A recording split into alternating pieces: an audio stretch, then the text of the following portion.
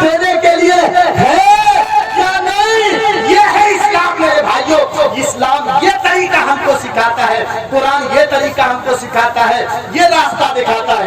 इसीलिए मैंने कुरान करीम की वो आयत, बहुत मशहूर आयत मैंने तिलावत की है, इन्ना दीना इंदल्लाहिल इस्लाम। अल्लाह के नजदीक अगर कोई पसंदीदा दीन है, कोई पसंदीदा मजहब है, तो वो दीन इस्लाम है। मेरे भाइयों, ये एक नियामत है अल्लाह की बहुत सी नियामतों में इस्लाम ये एक बहुत बड़ी नियामत है। इसकी कद्र करनी चाहिए, कद्र करनी चाहिए। और जानते हैं, इस इस्लाम के लिए सहाबाए किराम ने इस्लाम को बचाने के लिए, ईमान को बचाने के लिए, इस इस्लाम को कायम रखने के लिए सहाबा ने जान की कुर्बानी दी है, सहाबा ने माल की कुर्बानी दी है। कीमती चीज को बचाने के लिए सस्ती चीज की कुर्बानी दी जाती है। कीमती चीज को बचाने के लिए सस्ती चीज की कुर्बानी दी जाती है। देखिए मेरे भाइयों, सुहैब रूमी ये रोम छोड़ करके, अपना शहर, अपना मुल्क छोड़ करके ये मक्का में चले आए। बोल करके सुनिए, इन्होंने कैसे कुर्बानी दी है। मक्के में चले आए, ये कारोबार करने वाले थे, ये बिजनेस करने वाले थे, कारोबार करने वाले थे। मक्के में ये आ गए, कारोबार करने लगे, मार्केट में जाने लगे और के तकरीर कर रहे हैं, छोटी छोटी बच्चियां भी। आप लोगों का दिल बहुत खुश होता होगा। और माशाअल्लाह मैं भी बैठ के सुना और मुझे भी खुशी हुई कि नहीं, यहाँ तालीम दी जाती है और सही तालीम। जानते हैं, अभी मुझसे पहले मौलाना तकरीर किए कि इजराइल इतना आगे कैसे बढ़ चुकी है। आप हमला करेंगे उनके ऊपर तो पहले ही इंफॉर्मेशन, एक टावर है, वो टावर इंफॉर्मेशन दे देता है कि हमला होने वाला है, बम विस्फोट होने वाला है, लिहाजा तुम महफूज जगहों में छुप जाओ। कितने आगे बढ़ चुकी है ये कौम इजराइल, यहूदी कितने आगे बढ़ चुकी है फिलिस्तीन। हम मारने जाएंगे ना, पहले ही ये टावर उन लोगों का है, जैसे हम लोगों का मोबाइल का टावर है, वैसे लोगों का टावर है। टावर इंफॉर्मेशन दे देता है कि नहीं, हमला हो जाएगा। कोई कौम आगे कब बढ़ती है, एक चीज गौर कीजिएगा। मैं आप लोगों का जहन थोड़ा बना रहा हूं, मैं बोलूंगा। जो आयत करीमा मैंने आपके सामने तिलावत किया है उसके बारे में मैं कुछ बोलूंगा। तो पहले ये जो देखा मैंने, इस पर मैं कुछ बोल दूं। तालीम के मैदान में, इल्म के मैदान में जो भी कौम है वो कौम आगे बढ़ती है। हाँ, जैसे इजराइल, ये यहूदी। हम लोग कितना टाइम देते हैं, बस हम लोग खेती बाड़ी में लगे हुए हैं, तालीम के मैदान में हम नहीं है। नहीं तो जानते हैं ना, मुसलमान वो है कि ये मुसलमान अगर समंदर के पानी में, दरिया के पानी में फूंक मार दे तो पानी में आग लग जाए। हाँ, अगर ओरिजिनल मोमिन हो, हकीकी मोमिन हो, तो वो मोमिन अगर पानी के अंदर फूंक मार दे तो पानी में भी आग लग जाए। इल्मे की अहमियत में बता दूं, कितनी अहमियत है इल्मे की। चलिए, सही बुखारी की एक हदीस आप लोग सुन लीजिए। हदीस कहाँ मिलेगी? सही बुखारी में। जो लोग हाजी हैं उनको मालूम होगा, अल्लाह के रसूल जनाब मुहम्मदुर रसूलुल्लाह सल्लल्लाहु ताला अलैहि वसल्लम मक्का के करीब एक गार है जिसका नाम है गारे हिरा। गौर करके सुनिएगा। वहां पर अल्लाह के रसूल खाने पीने का सामान ले जाते थे और कई कई दिन तक अल्लाह रब्बुल आलमीन की इबादत में लगे रहते थे। जिक्र और अज़कार अल्लाह रब्बुल आलमीन की इबादत में मसरूफ रहते थे।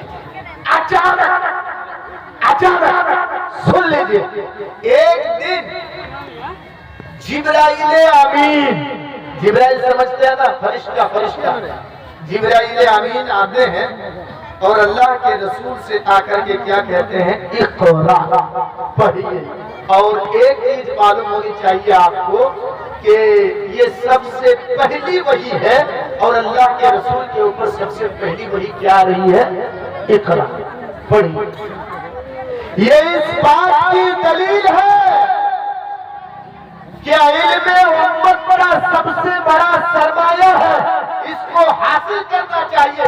सबसे पहले जो वही आई अल्लाह के रसूल के पास, नमाज की बात नहीं है कि नमाज पढ़ो, रोजे की बात नहीं आई कि तुम रोजे रखो, हज की बात नहीं आई कि तुम हज करो, ज़कात की बात नहीं आई कि तुम अपने माल की ज़कात दो, बल्कि सबसे पहली वही जो अल्लाह के रसूल के पास आई, तो अल्लाह के रसूल जिब्राइल अमीन जब आए अल्लाह के रसूल के पास, तो कहा अल्लाह के रसूल को कि इक़रा, ऐ नबी आप पढ़िए।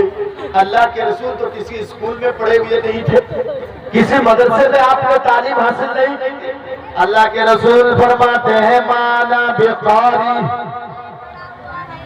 अजनबी शख्स से मैं पढ़ा हुआ नहीं हूँ, मैंने किसी मदरसे में, किसी स्कूल में, किसी मकतब में मैंने तालीम हासिल नहीं की है, मैं पढ़ा हुआ नहीं हूँ। माना बेकारी, अरे मैं लिखा पढ़ा नहीं हूँ, मैं पढ़ा हुआ नहीं हूँ, कैसे पढ़े? हदीस में है कि जिब्राइल अमीन ने आपको पकड़ा और पकड़ करके जोर से अपने सीने से लगा करके दबोचा, जोर से दबोचा, फिर छोड़ दिया। छोड़ने के बाद फिर कहा इक़रा पढ़ो। फिर अल्लाह के रसूल ने वही जवाब दिया, माना बेकारी, अरे मैं पढ़ा लिखा नहीं हूँ, मैं कैसे पढ़ूं? फिर जिब्राइल अमीन ने दोबारा आपको पकड़ा और पकड़ करके जोर से दबोचा, फिर छोड़ दिया। फिर कहा पढ़िए। फिर अल्लाह के रसूल ने वही जवाब दिया, माना बेकारी, अरे मैं तो पढ़ा लिखा हूँ नहीं, मैं कैसे पढ़ूं? जिब्राइल अमीन ने फिर से आपको दबोचा, अपने सीने से लगा करके जोर से, फिर उसके बाद छोड़ दिया। फिर उसके बाद अल्लाह के रसूल से कहा जिब्राइल अमीन ने, मोहम्मद इक़रा बिस्मि रब्बिकल्लज़ी खलक़, पढ़िए उस अल्लाह के नाम से जिसने पैदा किया। अल्लाह के रसूल फरमाते हैं ये एक फरिश्ता है, और फरिश्ते की कितनी ताकत होती है। एक फरिश्ता एक इंसान को पकड़ करके अगर जोर से दबोचे, एक इंसान को, फरिश्ते की ताकत बहुत ज्यादा होती है। अल्लाह के रसूल फरमाते हैं सही बुखारी की हदीस है, लक़द खशीतु अला नफ्सी, मैं अपने नफ्से के ऊपर डर गया, कहीं मेरी मौत ना आ जाए। न जाने कभी ऐसा होता नहीं था, गारे हिरा में कौन आया, किसने मुझको दबाया, मैं उधर नहीं जाऊंगा, लेकिन मेरे बोलने का मकसद यह है कि नबी के ऊपर तो सबसे पहली वही आई, वो थी क्या, इल्म के सिलसिले में।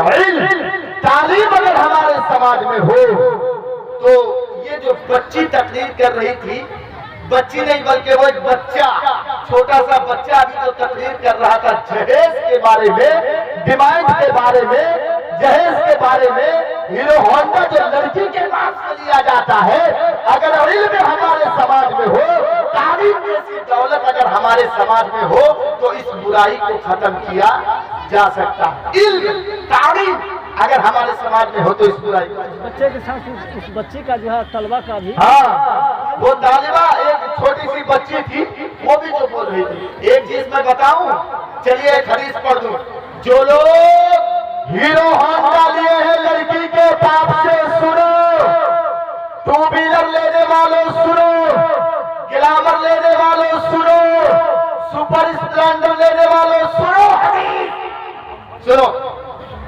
क्या हदीस है? नबी करीम जनाब मोहम्मद रसूलुल्लाह सल्लल्लाहु तआला अलैहि वसल्लम फरमाते हैं, क्या फरमाते हैं अल्लाह के रसूल, कि अगर तुम्हारे अंदर बीवी को खिलाने की, पिलाने की, मिसकात की हदीस है, जिल्द सानी की हदीस है, अल्लाह के रसूल फरमाते हैं, या माशर शबाब, ऐ नौजवानों की जमातों। बूढ़ों को खिताब करके अल्लाह के रसूल नहीं कह रहे, नौजवानों से कह रहे अल्लाह के रसूल, ऐ नौजवानों की जमातों, मन इस्तता मिनकुमुल बात, अगर तुम्हें बीवी को खिलाने की पिलाने की, बीवी बीमार हो जाए तो बीवी को दवा इलाज कराने की, अगर तुम्हारे अंदर ताकत है तो तुम शादी करो। अगर ये सारी चीजें तुम्हारे अंदर ताकत है तो तुम शादी करो। ये नहीं कहा ऐ लड़की वालों, अगर तुम्हें हीरो होंडा देने की ताकत है तो तुम अपनी बेटी को शादी दो। ये नहीं कहा, बल्कि ये अल्लाह के रसूल ने कहा नौजवानों को कि बीवी को खिलाने की, बीवी को पिलाने की, बीवी बीमार हो जाए तो दवा इलाज कराने की, अगर तुम्हारे अंदर ताकत हो तो तुम शादी करो।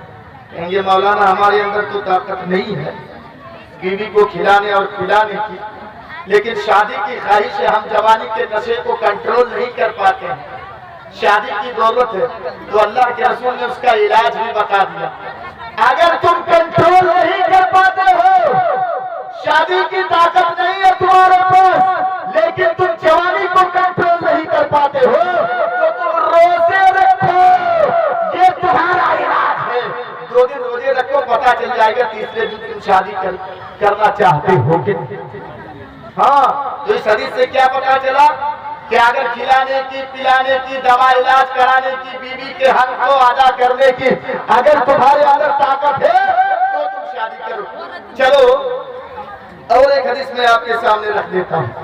क्या जब शादी ब्याह कराते हैं, शादी ब्याह, तो लोग उमूमन 4 चीजों को देखते हैं, 4 चीजों, गौर करके सुनिएगा।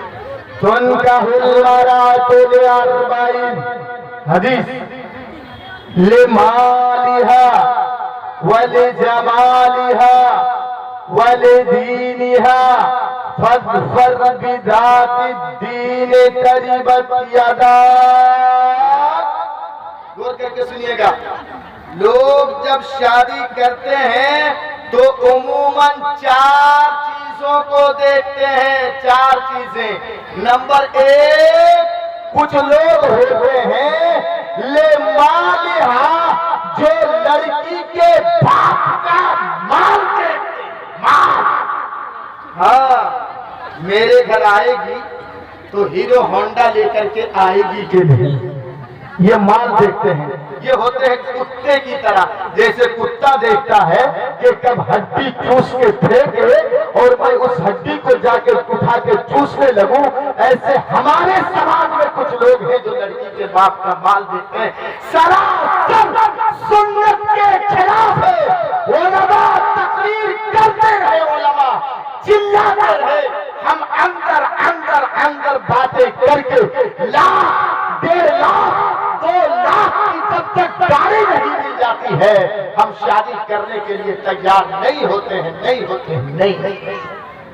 लिमालिहा, कुछ लोग होते हैं जो लड़की के बाप का माल देखते हैं। मेरे भाइयों, मीर तक मीर का वाक़या मेरे ज़हन में आ गया। जिनकी इकलौती बेटी थी, उसने अपनी बेटी के शादी के लिए, बेटी का रिश्ता जहां से भी आता था रिश्ता टूट जाता था, शादी नहीं होती थी। बाप के पास देने के लिए कुछ नहीं, हीरो होंडा बाप दे नहीं सकता, ये 4 व्हीलर बाप दे नहीं सकता, 2 व्हीलर बाप दे नहीं सकता। लड़की का जहां से भी रिश्ता आता था रिश्ता टूट जाया करता था। हमारे समाज में कुछ ऐसे लोग हैं जो कहते हैं कि हमने खुशी से दिया। बहुत से लोग कहते हैं मौलाना वो मेरा जो दामाद है ना कुछ नहीं मांगा है, चलिए हम खुशी से दे रहे हैं। हाय रे बेवकूफ, तुमने समाज को गड़बड़ कर दिया, तुमने खुशी से दिया। एक गरीब की बेटी घर में है, उसका घर कोई नहीं जाएगा, इसलिए कि मालूम है कि वो खुशी से नहीं देगा, वो दे ही नहीं पाएगा।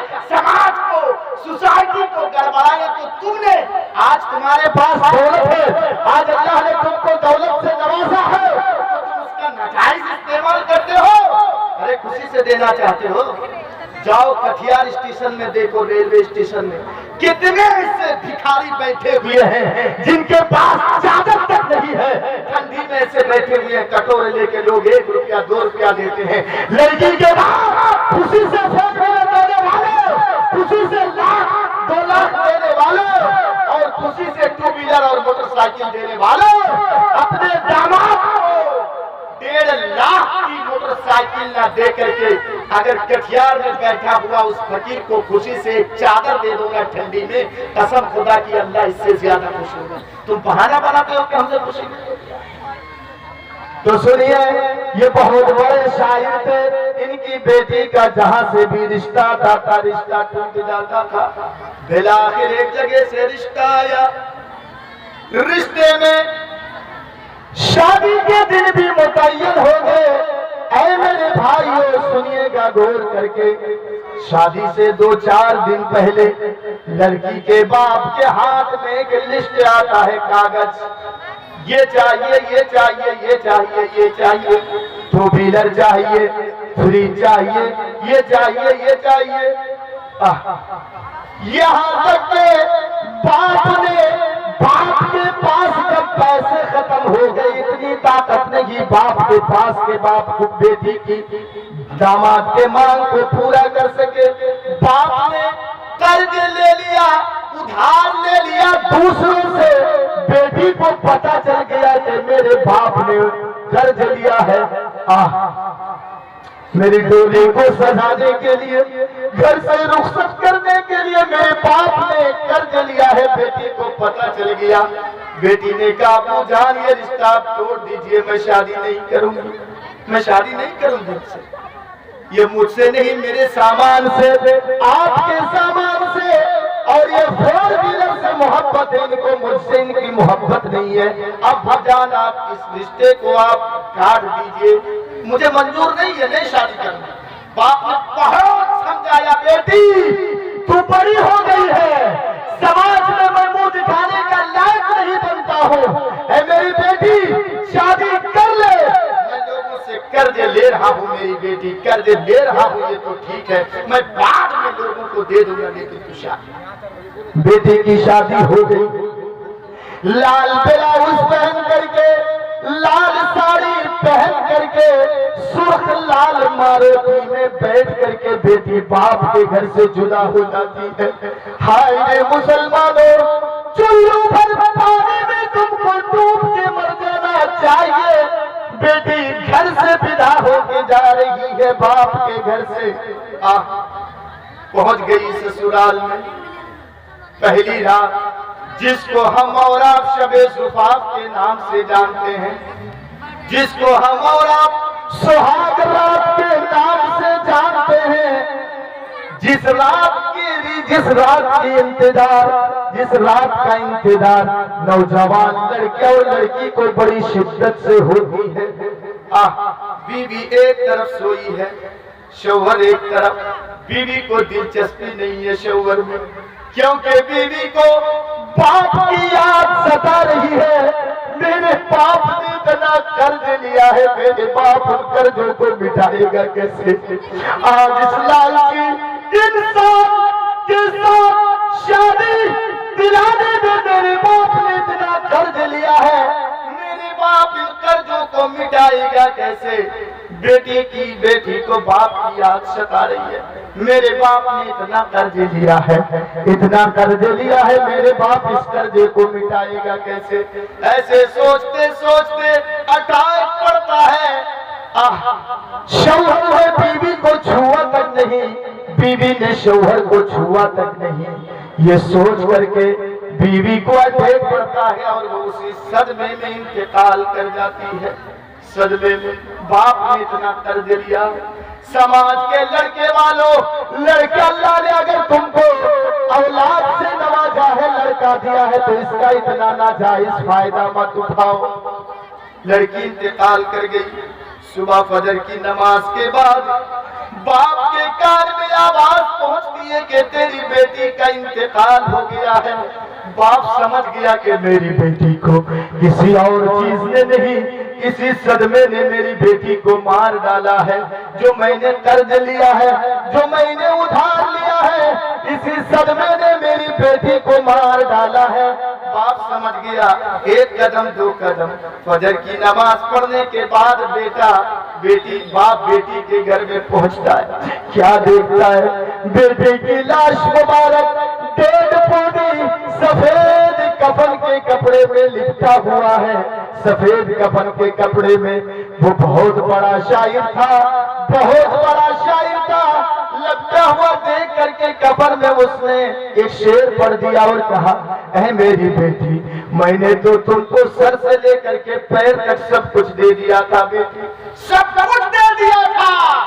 इस कुत्ते ने जितनी हड्डियां मांगी थी, उतनी हड्डियां मैंने इस कुत्ते को दे दिया था। 4 व्हीलर मांगा था, मैंने इनको 4 व्हीलर दे दिया। फ्रिज मांगा था, मैंने इनको फ्रिज भी दे दिया। जितनी चीजें इसने मांगी थी सारी चीजें दे दी थी, लेकिन बेबी यही एक चीज भूल गया था, कफन का कपड़ा देने के लिए, जो मैं नहीं बल्कि तेरे ससुराल वालों ने दिया है, वो भी जिंदा में नहीं मरने के बाद तुझको दिया है। मैं तो सब कुछ दे दिया था, बस यही एक कफन का कपड़ा मैं भूल गया था, जो तेरे ससुराल वालों ने जिंदा में नहीं मरने के बाद मरने के बाद। तमाशा बना रखे हैं हमने इस्लाम का नाम लेकर के। इस्लाम के ऊपर हमने बुलडोजर चलाया है, कुरान के ऊपर हमने बुलडोजर चलाया है, हदीस के ऊपर हमने बुलडोजर चलाया। नबी के जमाने के शादी के वाकयात देख लीजिए, कहीं पर आपको किसी डिमांड और जहेज की बात आपको नजर आएगी नहीं। सुनिए, नबी अकरम जनाब मोहम्मद रसूलुल्लाह सल्लल्लाहु अलैहि वसल्लम के जमाने में और एक हदीस सुनिए। चलिए हदीस के ऊपर हदीस, जो मैं असल पढ़ा था उधर तो मैं भटक गया, यही चीज मैं आज आप लोगों को सुना देता हूँ। सुनिए, नबी अकरम के जमाने में एक औरत अल्लाह के रसूल जनाब मोहम्मद रसूलुल्लाह सल्लल्लाहु अलैहि वसल्लम के पास आई और आने के बाद कहती है, अल्लाह के रसूल, मैं अपने आप को आपके लिए सुपुर्द कर दे रही हूँ, हिबा कर दे रही हूँ अपने आप को, आप चाहे तो मुझसे शादी कर सकते हैं। ये पैगाम किसके तरफ से हो रहा? किसके? बोलिए, लड़की की तरफ से। कहा अल्लाह के रसूल, वो मैं अपने आप को हिबा कर दे रही हूँ। अल्लाह के रसूल खामोश बैठ गए, कुछ जवाब नहीं दिया अल्लाह के रसूल। जब अल्लाह के रसूल कुछ जवाब नहीं दिए तो सामने एक और सहाबी बैठे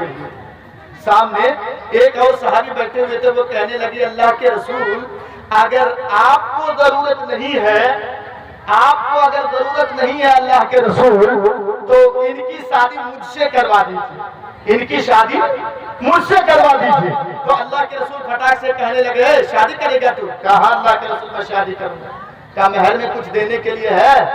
महर ये नहीं कहा कि लड़की कुछ देगी, बल्कि बात क्या आई, इसकी चाबी गुम हो गई, महर में लेते चलेंगे, महर में कुछ देने के लिए है। कहने लगा अल्लाह के रसूल, कुछ तो है नहीं, महर में तो कुछ देने के लिए है नहीं। अल्लाह के रसूल ने कहा, एक काम करो, घर जाओ और घर में तलाश करो, देखो कोई चीज मिल जाए तो लेके चले आना। वो खेला घर में जाकर के तलाश कर रहा है, कुछ मिला नहीं। घर में कुछ रहेगा तब ना, वो खाली हाथ चला आया। कहने लगा, अल्लाह के रसूल, मैंने घर में गया, तलाश किया, कुछ नहीं मिला। अल्लाह के रसूल ने कहा, अरे दिरहम और दीनार छोड़ो, अरे सोना चांदी हीरे जवाहरात तुम छोड़ो, अगर लोहे की अंगूठी मिल जाए। किस चीज की? बोलिए, लोहे की अंगूठी अगर मिल जाए।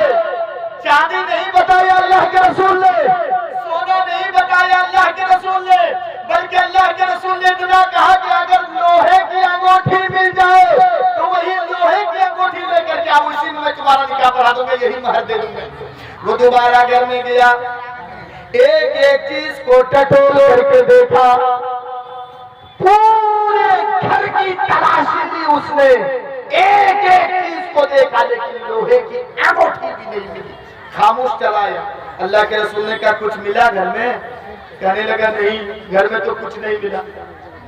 कहा अल्लाह के रसूल, ये लुंगी जो मैं पहना हूँ, लुंगी आप कहें तो आधा मैं इनको दे सकता हूँ महर में। देख रहे हैं, इस हदीस से आप क्या समझ रहे हैं? मेहर जरूरी है, बगैर मेहर के शादी नहीं होगी। हम यहाँ समझ गए हैं 5 लाख मेहर मांगते हैं। कितना? 5 लाख। और देते कितना है?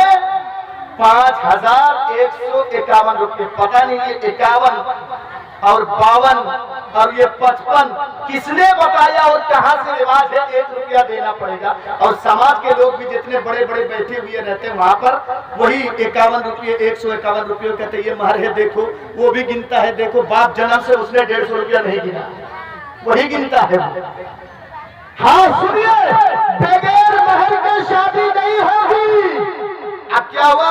अल्लाह के रसूल ने कहा ये तुम्हारी लुंगी है, आधी लुंगी अगर तुम उनको दे दोगे तो तुम क्या पहनोगे? तुम्हारे पास तो पहनने के लिए कुछ है नहीं। नहीं नहीं नहीं, नहीं शादी नहीं होगी। फिर उसके बाद अल्लाह के रसूल ने कहा तुम कुरान पढ़ना जानते हो वो नहीं? कुरान पढ़ना जानते हो? कुरान की सूरतें तुम्हें याद है?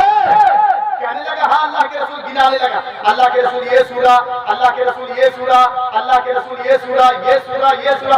इतनी सारी सूरतें हमको याद है। अल्लाह के रसूल इतनी सारी सूरतें याद है। अब अल्लाह के रसूल ने उस औरत से पूछा है इनके पास महर में देने के लिए सोना नहीं है? ऐ खातून, ऐ औरत, इनके पास महर में देने के लिए चांदी नहीं है, इनके पास महर में देने के लिए कुछ भी नहीं है।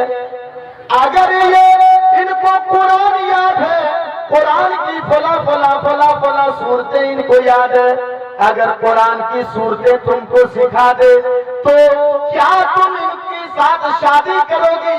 कुरान की सूरतों को अगर मेहर बना दिया जाए तो क्या तुम इनके साथ शादी करोगी? वो कहने लगी अल्लाह के रसूल मुझसे ज्यादा खुश नसीब और कौन औरत हो सकती है जिनके मेहर में कुरान की सूरतें मेहर करार दी गई है, जिनकी शादी में कुरान की सूरतें मेहर करार दी गई हो? ठीक है अल्लाह के रसूल, मैं ये कुरान की सूरतें मुझे सिखा देगा, इनकी एवज में मैं शादी कर लूंगी। कहाँ